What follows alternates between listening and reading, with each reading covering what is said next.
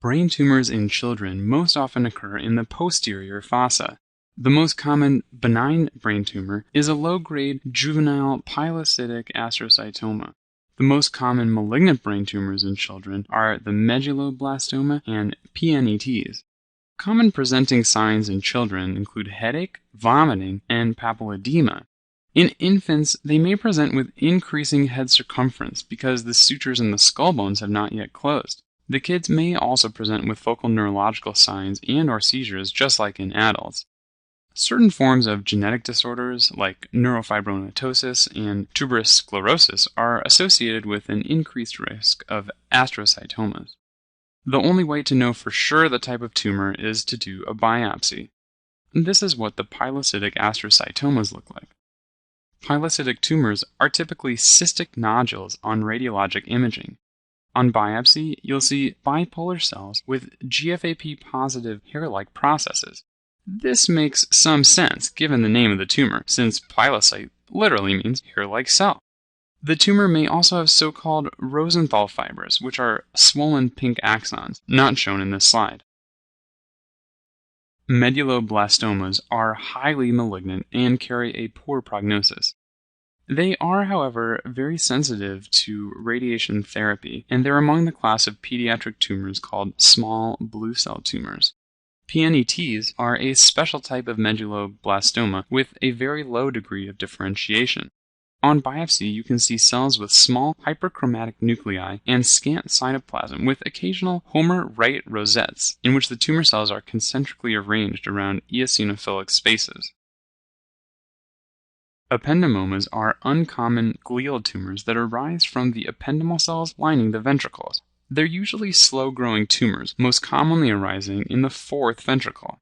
They characteristically form perivascular pseudorosettes. So if we break down that term, we have peri, around, vascular, for vessels, pseudo for appearing, and rosettes, that's the shape.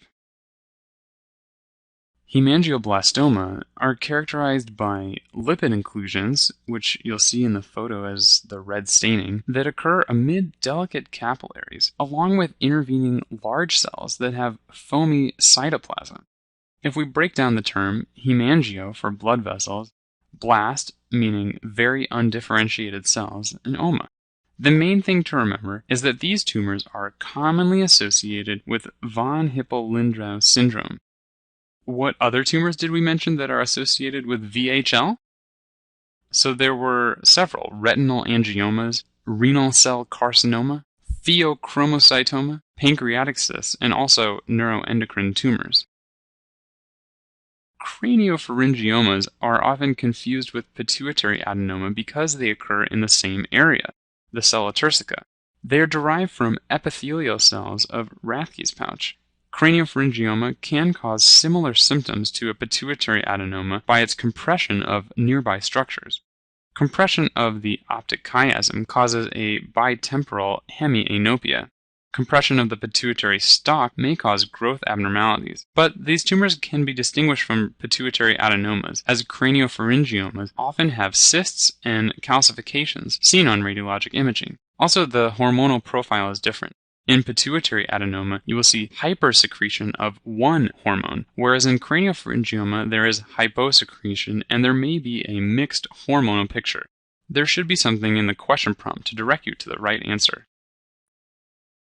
Now let's discuss herniation syndromes. Why do things like benign brain tumors or hydrocephalus kill people?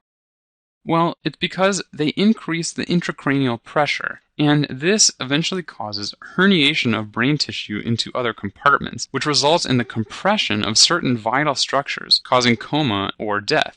Hernia is a general term that describes the protrusion of tissue through an area where it's normally contained. So brain herniation carries the same concept as an umbilical hernia or inguinal hernia. It's just that the structures are so much more vital in the brain. There are 4 areas where pressure can cause brain herniation. The first that we'll mention is under the falx cerebri. This is called subfalcine herniation. Falcing referring to the falx, and sub for underneath the falx. You'll find it here. The most dangerous sequela of subfalcine herniation is compression of the ACA, which causes frontal lobe infarction. And why is it the ACA? Well, think about the anatomy. A major trunk of the ACA runs along the rostral-caudal axis between the hemispheres, just above the corpus callosum. The second we'll mention is transtentorial herniation, when the pressure pushes the brain downwards. The brain can either move down centrally, thereby compressing the upper brainstem, or it can move horizontally, in which case it would compress the medial temporal lobe. In central herniation, it compresses the brainstem rostral to caudal. So if you look at an atlas, you'll find the structures in the midbrain, and you can think about the symptoms that would occur.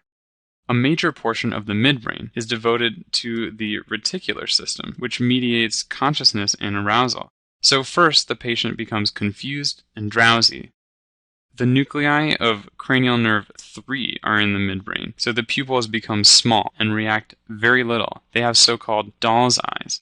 Later, upper motor neuron signs appear, like bilateral Babinski, immature reflexes, and decorticate posturing. Eventually, the respiratory centers, which are also in the medulla, are damaged, leading to death. The uncus is the medial temporal lobe, so uncal herniation is herniation of the uncus into the tentorial opening.